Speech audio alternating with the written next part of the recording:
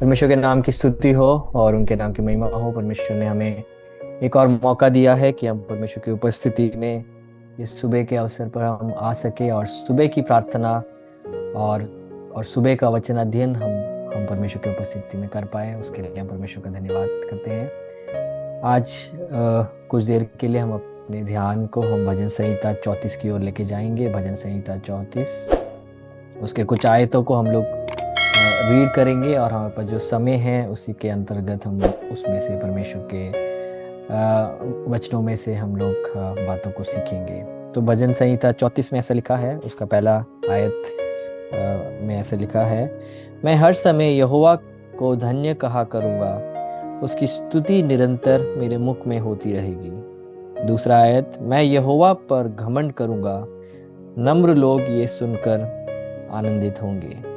तो यहाँ पे परमेश्वर का दास यहाँ पे हमें कुछ बातें सिखा रहा है, कुछ बातें वो अपने जीवन से जोड़कर वो बता रहा है, उसको हम लोग अभी सीखेंगे।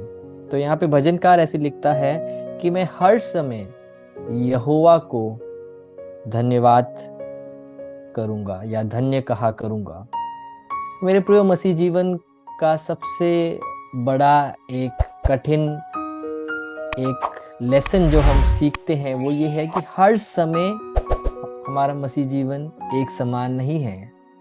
मसीह जीवन में भी दुख है, मसीह जीवन में भी दर्द है, मसीह जीवन में ज़रूरी नहीं है कि हम लोग स्वस्थ रहेंगे, हम बीमार पड़ सकते हैं।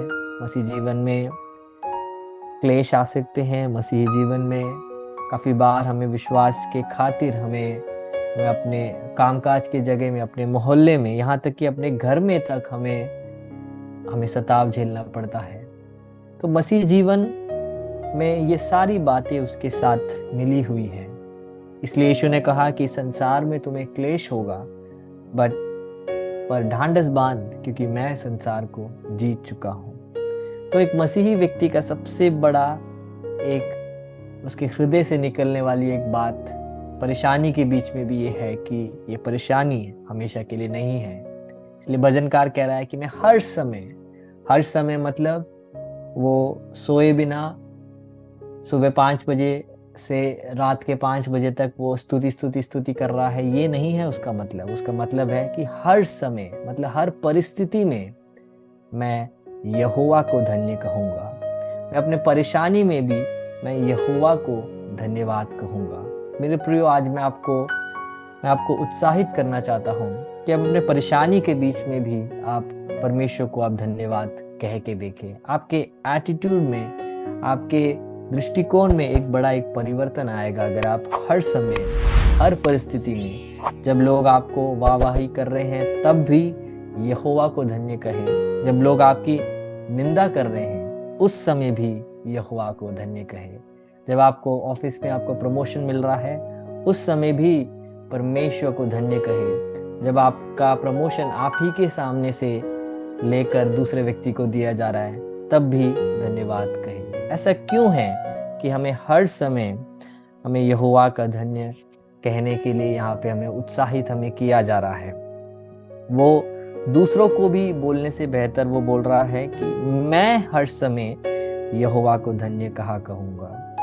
तो मेरे प्रियो, जरूरी नहीं है हमारे साथ के या हमसे जो मसीह में परिपक्व है या जिनको हम लोग देखकर अपने मसीह जीवन में हम कदमों को रख रहे हैं कि वो हर समय जरूरी नहीं है कि वो परमेश्वर की स्तुति करेंगे। बट आप आज एक निर्णय लें कि मैं यहोवा को धन्य कहूँगा। हालेलुया। हम दूसरे व्यक्ति के जुबान से निकले हुए शब्दों के लिए हम उत्तरदायित्व नहीं ले सकते हैं, बट हमारे मुख से निकलने हुए हर एक शब्दों का उत्तरदायित्व हमारे ऊपर है। तो भजनकार इसलिए हमें फिर से याद दिला रहा है, उसकी स्तुति निरंतर मेरे मुख से होती रहेगी।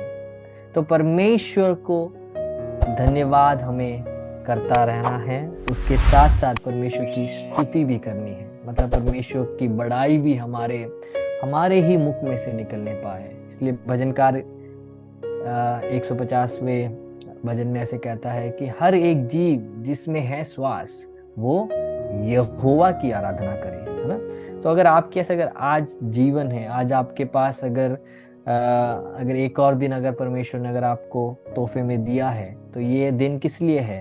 ये दिन कुड़कुड़ाने के लिए नहीं है, ये दिन दूसरों की बुराई बोलने के लिए नहीं है, ये ये दिन दूसरों के साथ लड़ने और झगड़ने के लिए नहीं है, परंतु ये दिन एक और दिन है जब हमारे मुख में से प्रभु परमेश्वर की स्तुति होने पाए।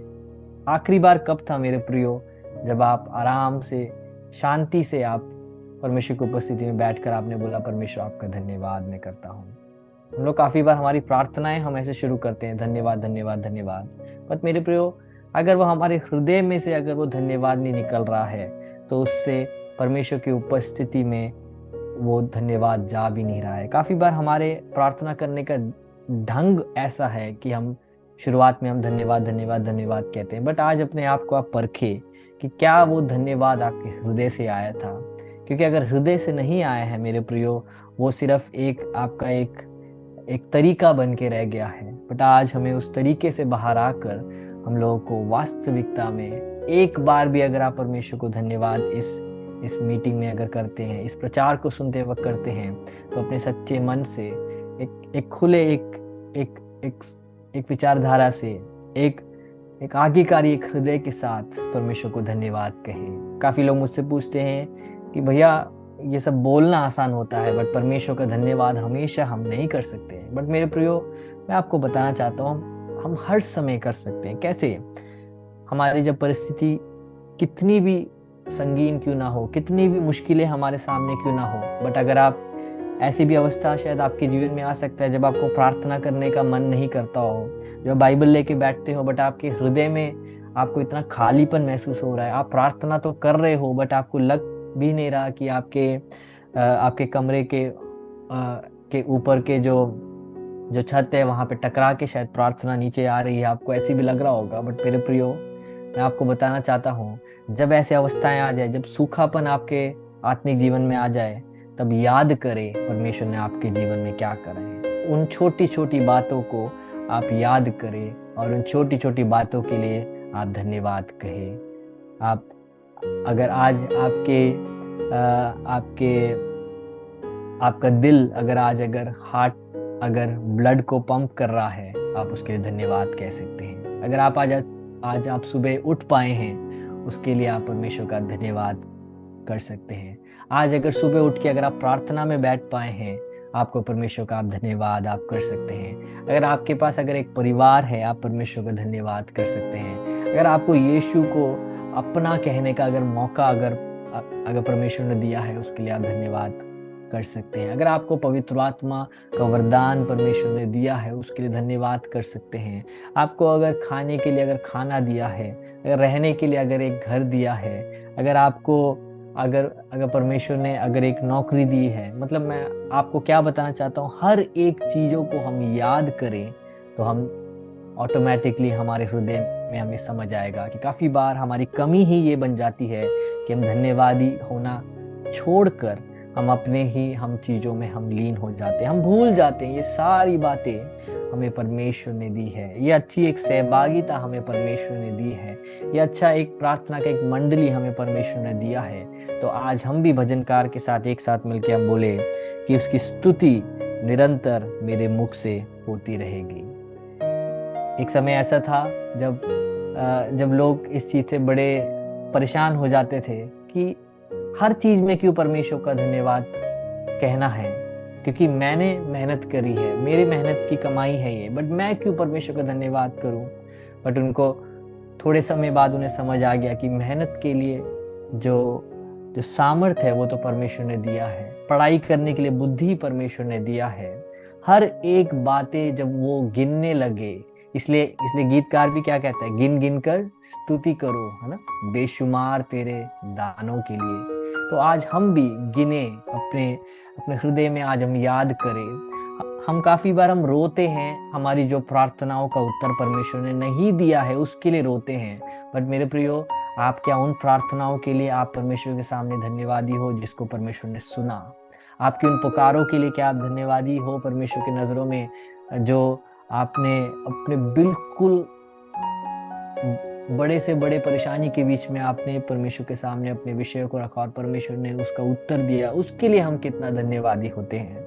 आज भजनकार हमें बता रहा है कि उसकी स्तुति निरंतर मेरे मुख से होती रहेगी, मेरे परिवार में, मेरे परिवारजन के मुख से होती रहेगी। उसका वो गारंटी नहीं दे रहा मेरे पासवान के मुख से होती रहेगी, नहीं कह रहा है वो कह रहा है मेरे मुख से होती रहेगी। इसीलिए मेरे प्रियो, आपके आसपास, आपके परिवार में, आपके मंडली में, आपकी कलीसिया में, आपके दोस्तों में कोई भी यहोवा को धन्यवाद करे या ना करे, कोई भी परमेश्वर की आराधना करे या ना करे, आपको निर्णय लेना है। जैसे मैं निर्णय लेता हूं कि मैं यहोवा को धन्य कहूंगा, कि उसकी स्तुति मेरे मुख से होती रहेगी, दूसरे के मुख से नहीं, मेरे मुख से होती रहेगी। दूसरा व्यक्ति अगर अपनी भलाई को अगर याद करके परमेश्वर की स्तुति नहीं कर रहा, वो मेरी रिस्पॉन्सिबिलिटी नहीं है, मेरी जिम्मेदारी नहीं है, बट मेरे ऊपर एक उत्तरदायित्व है। ओ परमेश्वर की करुणा के लिए आज हम उसका धन्यवाद करें, उसके बड़े बड़े कार्यों के लिए धन्यवाद करें। जैसे गीतकार ने बोला है कि कीचड़ में थी हमारी ये जिंदगी, हम परमेश्वर से दूर थे, कोई भी हमसे हमारे पास तक आना पसंद नहीं करता था, हम पाप के, हम अधीनता में थे, हम मृत्यु की तराई से हम गुजर रहे थे। पर धन्यवाद हो परमेश्वर का कि उसने अपने पुत्र को हमारे जीवन में भी भेजा। उनके उस मीठी सुरीली आवाज ने हमको उद्धार की ओर हमें लेके आया। इसलिए हमें आज, हमें निरंतर हमारे मुख से उसकी स्तुति होती रहेगी। हमें कहना है मैं यहोवा पर घमंड करूंगा, नम्र लोग ये सुनकर आनंदित होंगे। सो आज जब संसार अपने एक एक चीजों को याद कर कर, अपनी काबिलियत को याद कर कर, अपने पैसे को याद कर कर, अपने जान पहचान को याद कर कर, वो हर एक बात में जब वो घमंड कर रहा है, मेरे प्रियो, यहाँ पे भजनकार कह रहा है कि मैं इस बात में मैं आनंद मनाऊंगा, इस बात को मैं उठा कर दिखाऊंगा कि मैं परमेश्वर को जानता हूँ। हालेलुया। मैं परमेश्वर के द्वारा मैं जाना गया हूँ, परमेश्वर को मैं पिता कह सकता हूँ। परमेश्वर की उपस्थिति में किसी भी क्षण, बाइबल बताता है कि हम लोग धीरज धर कर, हम परमेश्वर के करुणा के सिंहासन के साथ, हम किसी उसके सामने हम कभी भी हम आ सकते हैं। मेरे प्रियो देखो, परमेश्वर ने कभी भी टोक नहीं लगाया है कि तुम इस समय ही प्रार्थना में मेरे पास आओ, बट उसने हर समय हमें आने का मौका दिया है। इसलिए हमें भी क्या करना है, हमें हर समय उसकी स्तुति करनी है, और हमें उस पर हमें अपने आश्रय को रखना है। हमारी बातों में हम यीशु के हैं वो झलकना चाहिए। हमारी बातों में हम किसे जानते हैं, उस बात को लोगों के सामने रखना चाहिए। किसी इंसान के बारे में नहीं बोल रहा हूँ, बट आप यीशु को जानते हो और आप यीशु के द्वारा आप जाने जाते हो।